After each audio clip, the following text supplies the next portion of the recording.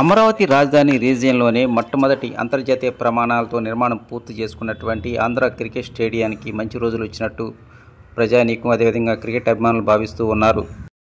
కొత్త ప్రభుత్వం వచ్చిన తర్వాత అమరావతిపై ప్రత్యేక దృష్టి సారించిన నేపథ్యంలోనే ఈ క్రికెట్ స్టేడియం అభివృద్ధి విషయంలో కూడా ప్రజానీకం అదేవిధంగా క్రికెట్ అభిమానులు కోటి ఆశలు పెట్టుకున్నారు.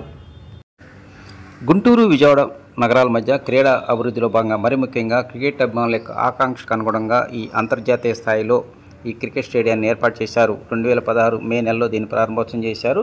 అయితే రాష్ట్రంలోని ఇతర క్రికెట్ స్టేడియాలకు మంగళగిరి క్రికెట్ స్టేడియానికి ఎంతో ప్రత్యేకత ఉందంటున్నారు. దాదాపు 37,000 మంది ప్రేక్షకులు వీక్షించే విధంగా గ్యాలరీని ఏర్పాటు చేశారు. ఇంటర్నేషనల్ వన్డే క్రికెట్ మ్యాచెస్ జరుపుకోవడానికి సరిపోయేటువంటి ప్రమాణాలతో ఈ క్రికెట్ స్టేడియాన్ని ఏర్పాటు చేసినప్పటికీ ఇప్పటి వరకు కేవలం జాతీయ, రాష్ట్ర, జిల్లా స్థాయి టోర్నమెంట్లు మాత్రమే ఇక్కడ నిర్వహించారు.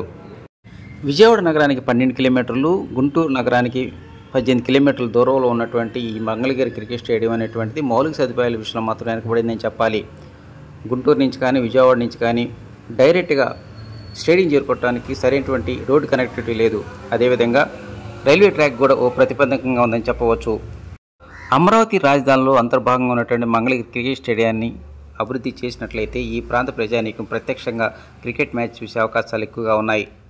మరోవైపు ఈ క్రికెట్ స్టేడియానికి పడవ వైపున అంటే కోతవేడు దూరంలోనే చిన్నకాకాన్ని, గొల్లపూడి మధ్య నిర్మాణం జరుగుతున్నటువంటి బైపాస్ రోడ్డు కూడా చివరి దశలో చేరుకుందని చెప్పాలి.